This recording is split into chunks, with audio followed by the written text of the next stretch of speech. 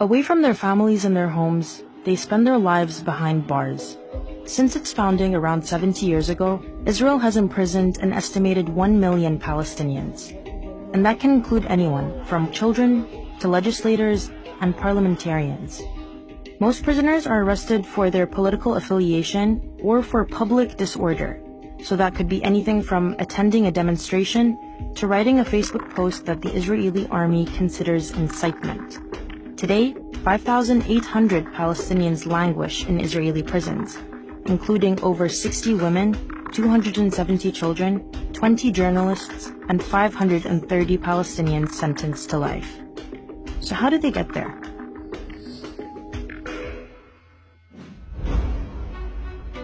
Palestinians can be arrested at home, in the street, or at checkpoints.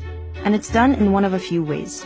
The first is through the Mustaribin, an elite Israeli unit trained to look and speak like Palestinians. They put on disguises, go into densely populated areas in the West Bank unnoticed, and pick up unsuspecting Palestinians. Another more common way is night raids. That's when soldiers storm Palestinian homes in the middle of the night with no prior warning. They bring attack dogs, break down doors, and regularly intimidate family members. And if they make an arrest, the detainee is often beaten, handcuffed, and taken to a detention center where they can be kept for up to 2 months without a trial.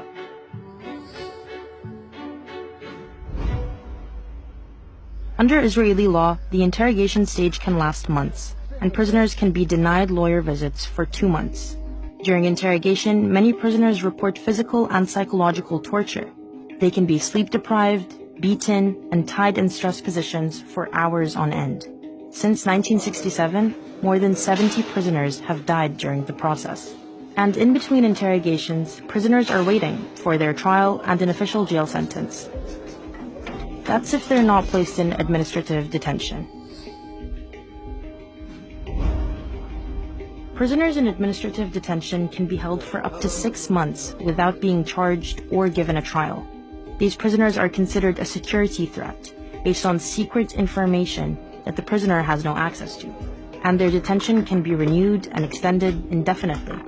Since its occupation of the West Bank and the Gaza Strip in 1967, Israel has held more than 50,000 Palestinians in administrative detention. Today, there are over 440 Palestinians waiting to be charged. Prisoners are kept in one of 24 prisons and detention centers inside Israel, regardless of where they were arrested.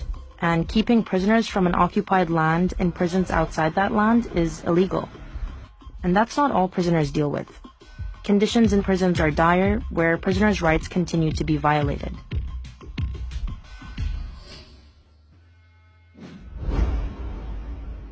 Since 1968, many prisoners have staged hunger strikes protesting against administrative detention, the prevalence of solitary confinement, and for better conditions in general. Not much has changed. Cells in solitary are cramped and dirty. Detainees can normally be kept there for 2 weeks, but the courts can extend that to 6 months or even indefinitely.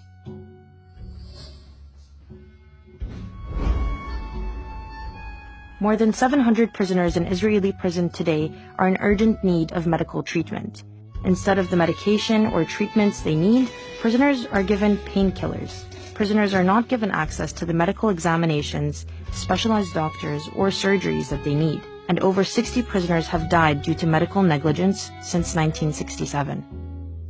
Today, more than 20 prisoners have cancer and aren't getting the treatment they need. Navigating indefinite detention without a trial or sentencing, or fighting sicknesses they're not getting help for, might be easier if prisoners could see their families. But that's difficult to manage too.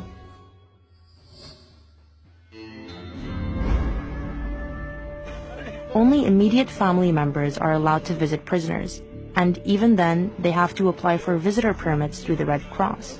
Technically, prisoners from the West Bank are allowed visits every 2 weeks, while prisoners from Gaza are allowed visits once every 2 months. But a lot of these requests get denied for unexplained security reasons.